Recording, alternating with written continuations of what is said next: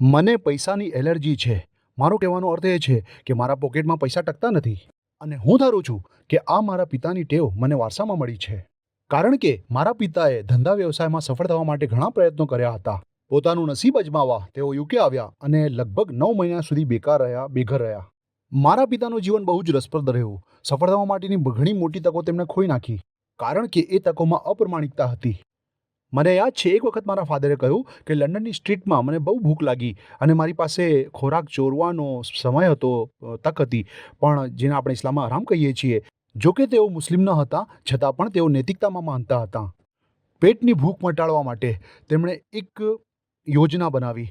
તેમણે ઢોંગ કર્યો ચોરી કરવાનો અને પોલીસ તેમને પકડીને જેલમાં લઈ ગઈ અને આમ 9 મહિના સુધી તેમને ખાવા પીવાની ચિંતામાંથી મુક્તિ મળી.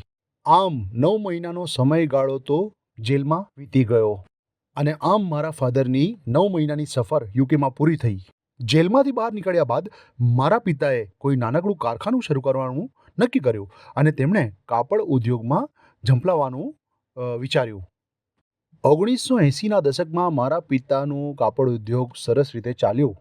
અમે થોડાક ધનિક બન્યા અને અમે હેકની કે જે એક સાધારણ વિસ્તાર છે ત્યાં મકાન પણ ખરીદ્યું. પરંતુ સફળતાની શરૂઆતમાં જ મારા પિતા તો નાદાર બની ગયા. તેમણે પોતાનું બિઝનેસ બંધ કરી દેવું પડ્યું. આની પાછળનું કારણ તેમની નૈતિકતા હતી. ગ્રીકમાં એક કહેવત છે કે ધંધા વ્યવસાયમાં સફળ થવા માટે તમારે પ્રમાણિકતાથી અપ્રમાણિક બનવું પડે. જો કે દેખીતી રીતે જ આ ખોટું છે અને ઇસ્લામમાં આને હરામ અને ખોટું બતાવવામાં આવ્યું છે. પરંતુ મારા પિતાના સંદર્ભમાં આ તેમની બહુ જ મોટી કસોટી હતી. મારા પિતાની પાસે 2 પસંદગીઓ હતી. કાં તો તેઓ પોતાની હાથ નીચે કામ કરતા કર્મચારીઓને પગાર ચૂકવી દે કારણ કે તેમને પણ પરિવાર છે, બાળકો છે.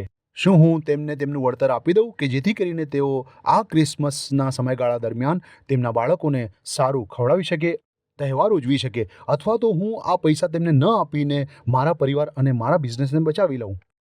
મારા પિતા તો મારા પિતા જ હતા. તેમણે તેમને પૈસા ચૂકવી દીધા અને પોતે ઉછીના પૈસા લઈ આવ્યા કે જેથી કરીને પોતાના પરિવારને ખવડાવી શકે. અને એ સમય હતો કે જ્યારે અમે બટાકા બહુ ખાધા હતા. મારા મમ્મી બહુ જ ક્રિએટિવ હતા અને તેમણે બટાકાની અવનવી વેરાયટીઓ અમને ખવડાવી 2 અઠવાડિયા સુધી.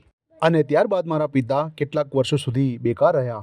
પછી તેમણે બીજો પ્રયત્ન કર્યો અને આ વખતે તેમણે મોટું જોખમ લીધું કારણ કે તેમણે પાર્ટનરશિપમાં બિઝનેસ શરૂ કર્યો અને તેમણે તેમના મશીનોની તસદી પણ લીધી નહીં અને કોઈકે રાતોરાત તેમના મશીનો ચોરવી લીધા.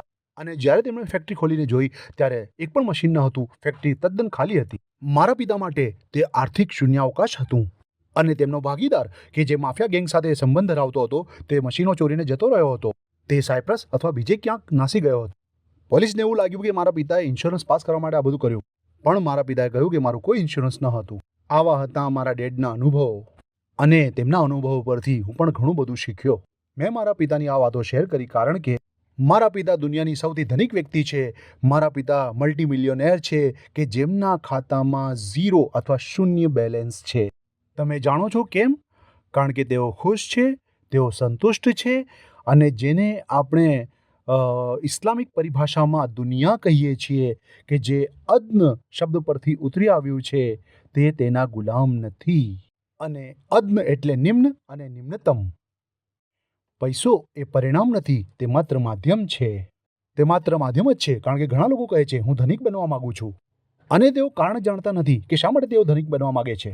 મારે પૈસા જોઈએ, હું રાહત અનુભવવા માંગુ છું. તેમની પાસેથી આ પ્રકારના અસ્પષ્ટ નિવેદનો સાંભળવા મળે છે. તેમની પાસે ધનિક બન્યા પછી કોઈ ચોક્કસ ધ્યેય હોતા નથી.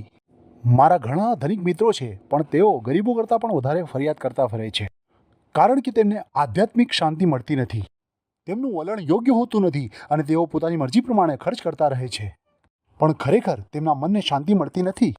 પૈગંબર સાહેબ સલ્લલ્લાહુ અલૈહિ વસલ્લમની હદીસ છે, ખરી સમૃદ્ધિ એ સંપત્તિ નથી પણ આત્માની સમૃદ્ધિ એ ખરી સમૃદ્ધિ છે. અને ગાઈઝ, આ જ ખરી સમૃદ્ધિ છે જે તમારે પ્રાપ્ત કરવી જોઈએ.